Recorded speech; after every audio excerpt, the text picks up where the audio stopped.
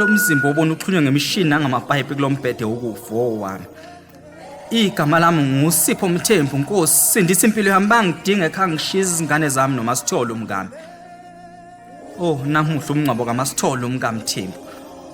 uMasithole umile lapha eceleni kombhede kaMthembu ngokomoya ushiya umzimba wakhulele ebhokisini uzovalelisa kumyeni wakhe wokugcina.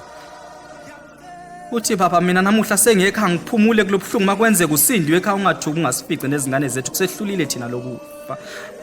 Zigcwala amehlo izinyembezi kudokotela ehluleke ukuzibamba ephumela phandle efuna umoya esusamfonye emlonyeni. Ekhala ebhekisa ikhanda phezulu ethethe ethi uthulithini Nkosi bayafa baphela abantu bakho mihla namalanga nakuthina sekuthanda ukuthi kube ngaphezulu kwamandla ethu manje moya engcwele. Izibhedlela zethu sigcwele namakhaza agcwele nomhlaba okufihla ihlobo zethu nawo usugcwele. Ubaba Molifi uyakhala udonsa amafinyila uphelele umoya embhedweni wakhe ukhuluma nocingo uhlela umncwabo womkakhe.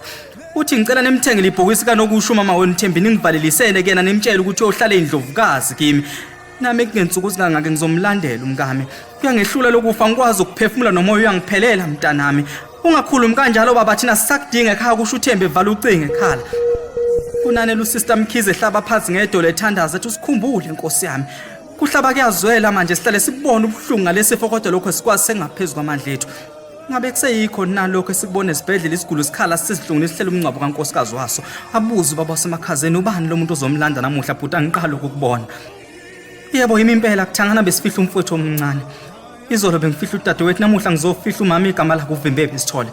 Kusasa uma ngibuya ungamangale ngizobe ngizolanda baba wami uSipho Mthembu. Ihluleke kuyibamba indoda esemakhazeni ithi buka simakade isimoto sishaya ujenga sibamba ulayini emakhazeni sizolanda isihlobo zethu. Kanti indlela esingayenzanga kahle emhlabeni wakhe efanele ukujezelwa ngemphefumulo nangegazi lethu khawula thethelela Nkosi usibonakalisile ubukhulu bakho sesibonile sicela uxolo manje bayafa baphela abantu bakho lapha emhlabeni. Ukwazi Nsele enkandla Mahlatha Mnyama.